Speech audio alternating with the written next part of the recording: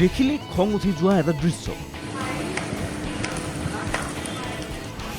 অজ্ঞাত লোকৰ মোবাইল কেমেৰাত বন্দী হৈছে দৃশ্যটো।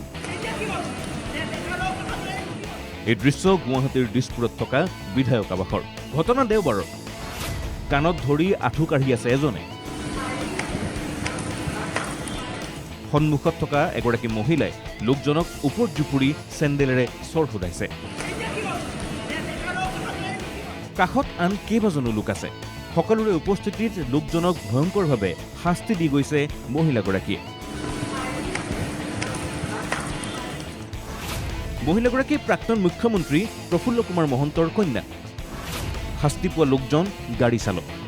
গাড়ী চালকক শাস্তি দি থকা প্ৰাক্তন মুখ্যমন্ত্ৰী প্ৰফুল্ল মহন্তৰ কন্যাৰ এই দৃশ্যই লগে লগেই তীব্ৰ প্ৰতিক্ৰিয়াৰ সৃষ্টি কৰে।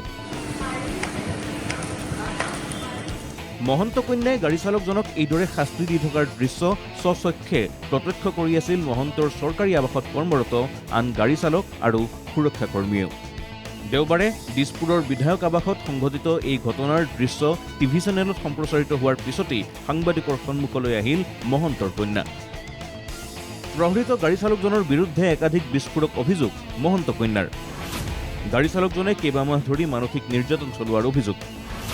দেওবাৰে সুৰাপান কৰি দুৱাৰ ঠেলাৰো অভিযোগ। অজ্ঞাতে মহন্ত কন্যাৰ ফটো তোলাৰো অভিযোগ চালকজনৰ বিৰুদ্ধে। এই মানুহজন আমাৰ তাত যথেষ্ট সময়ৰ পৰা কাম কৰি আছে। যেতিয়াই মই অহা যোৱা কৰোঁ, হি ইজ কমপ্লিটলি ড্ৰাংক, পুৰা ড্ৰাংক হয় মানুহজন। সদায় কমেণ্টছ পাছ কৰে, এভৰিবডি নো, চবেই জানে এইখিনিতে। বহুতবাৰ তেওঁক ৱাৰ্ণ কৰা হৈছে, বহুতবাৰ বুজোৱা হৈছে। মই বুজাইছোঁ, ষ্টাফৰ বাকী মানুহে বুজাইছে, আৰু বেলেগ বেলেগ মানুহে বুজাইছে। তেওঁ হৈছে যে মোক কোনো একো কৰিব নোৱাৰে, তই কি কৰিবি চা, তোক মই দেখাই দিম। গাড়ী চালকজনৰ এনে আচৰণৰ কথা হেনো পূৰ্বে কেইবাবাৰো ঊৰ্ধ্বতন কৰ্তৃপক্ষক অৱগত কৰা হৈছিল। কিন্তু সেই গাড়ী চালকজনক আঁতৰাই অন্য গাড়ী চালক নিয়োগ কৰা নহল আৰু অৱশেষত অতিষ্ঠ হৈ হেনো মহন্ত কন্যাই সেই পদক্ষেপ ল'লে। কিমান বাৰ আমি মাইকী মানুহ হিচাপে, ছোৱালী মানুহ হিচাপে গৈ পেলাই পুলিচত যেতিয়া কমপ্লেইন কৰোঁ, এজন মানুহে মোক জোকাইছে, কিবা এটা একশ্যন হয়।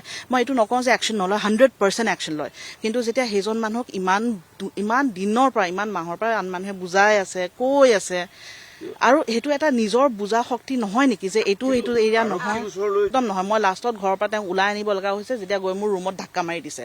মই কি কৰিম আপোনালোকে কওক। মহন্ত কন্যাৰ এই ভাষ্যই স্বাভাৱিকতেই ঘটনাৰ এটা নতুন দিশ উন্মোচন কৰিলে।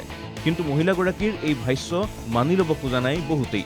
কাৰণ বিষয়টোক লৈ এই পৰ্যন্ত গাড়ী চালকজনৰ বিৰুদ্ধে কোনো ধৰণৰ এজাহাৰ দাখিল কৰা হোৱা নাই। বিপৰীতে পুলিচ ৰিজাৰ্ভত লুকুৱাই ৰখা হৈছে গাড়ী চালকজনক।